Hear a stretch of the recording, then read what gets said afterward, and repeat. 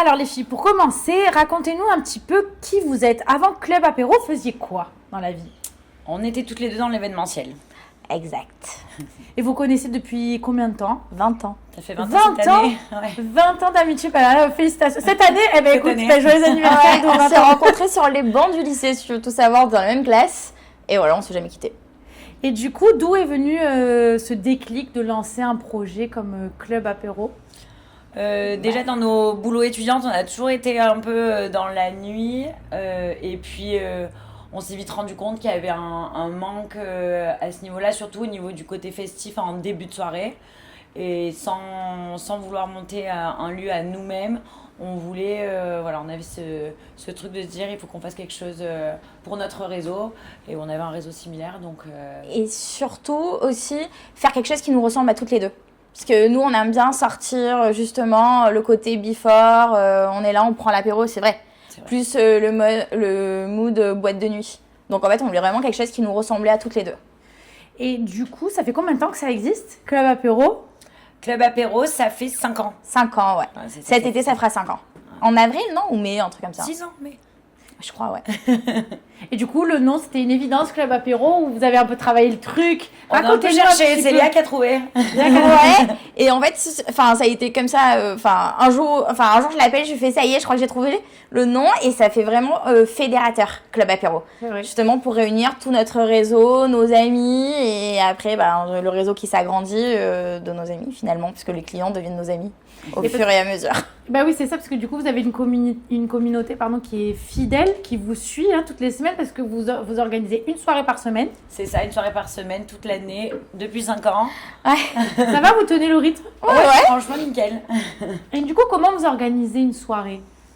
Comment vous choisissez le lieu? Parce qu'à chaque fois, c'est toujours des lieux sublimes. Les lieux L'ambiance est toujours au top. Donc, Merci. comment vous organisez? Ah oui, mais moi, j'adore Club Apéro.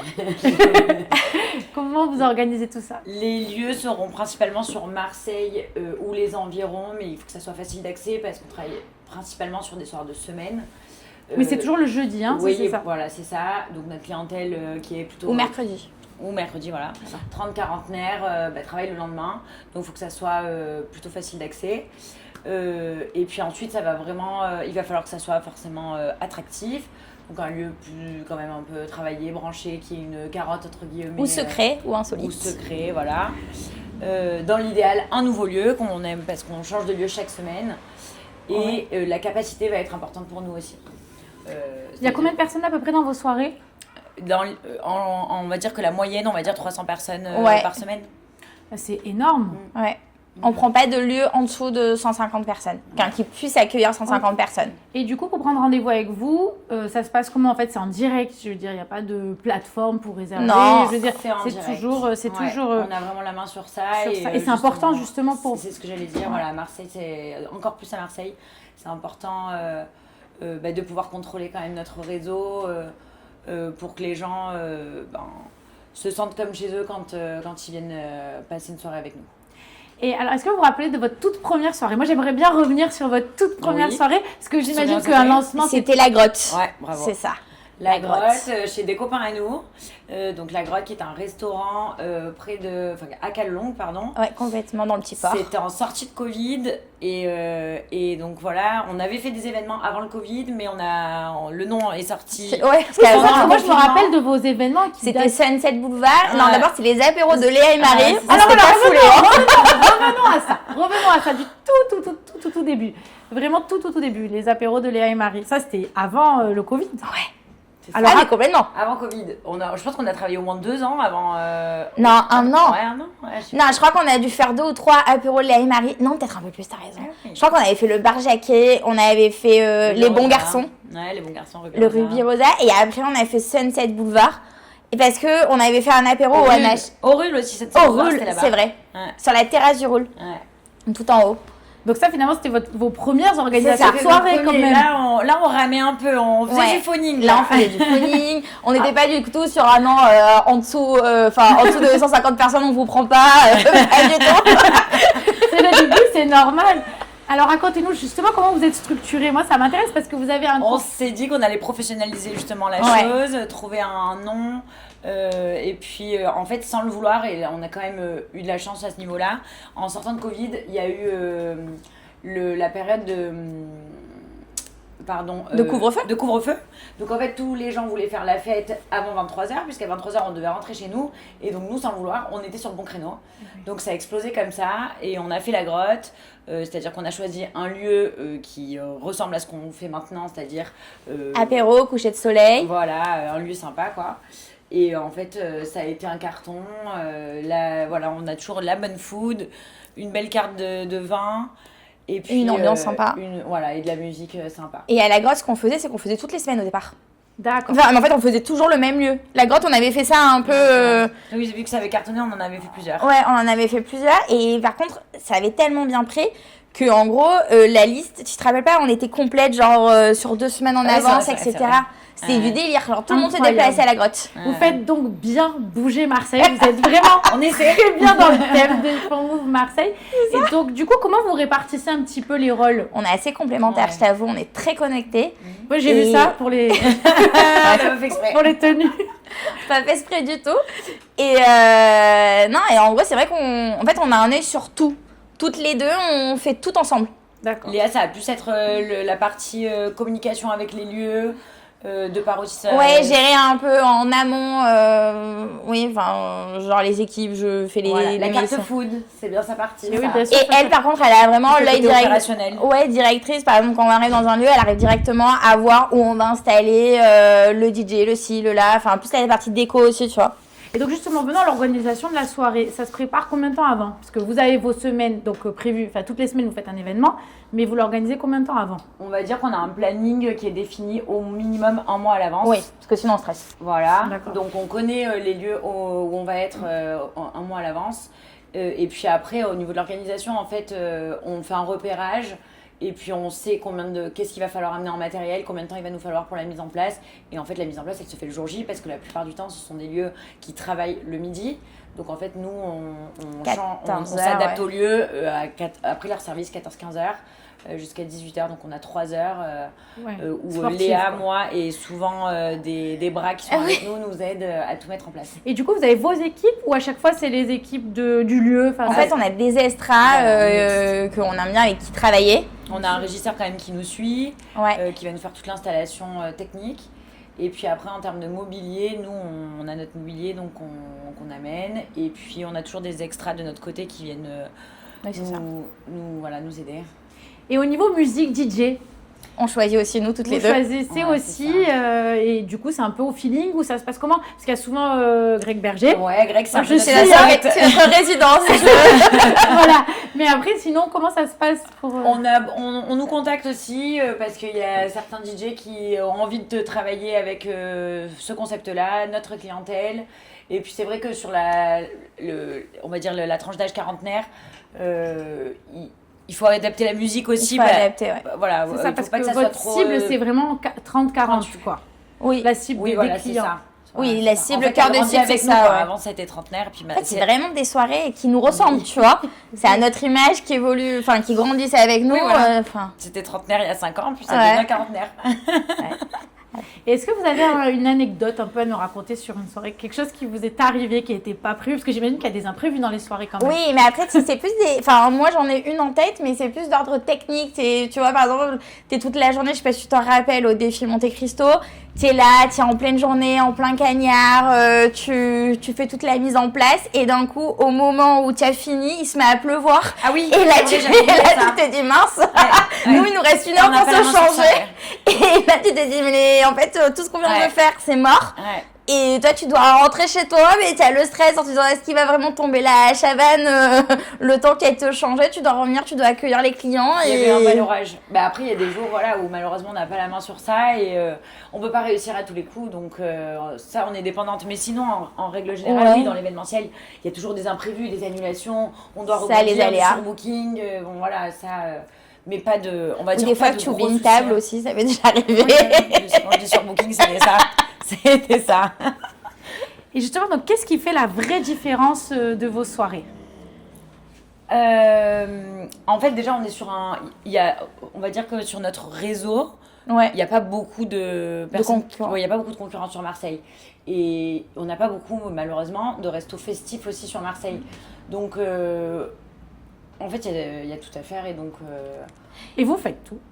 En Oui. tout cas, tout bien dans la soirée. Et en fait, Moi, je pense que ce qui plaît aussi, c'est le fait de changer.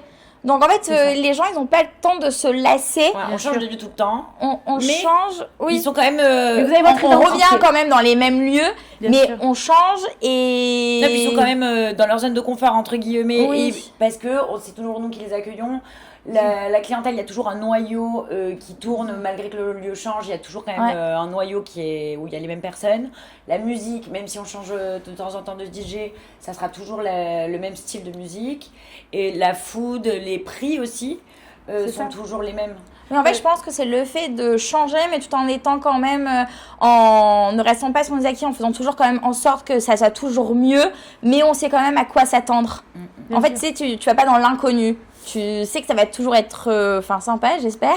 Bah oui, pour Et faire c'est vos soirées, qualitatif. je vous assure, je viens que On chez fait en vous. sorte que ça soit vraiment qualitatif. Ça, je sors plus en ce moment.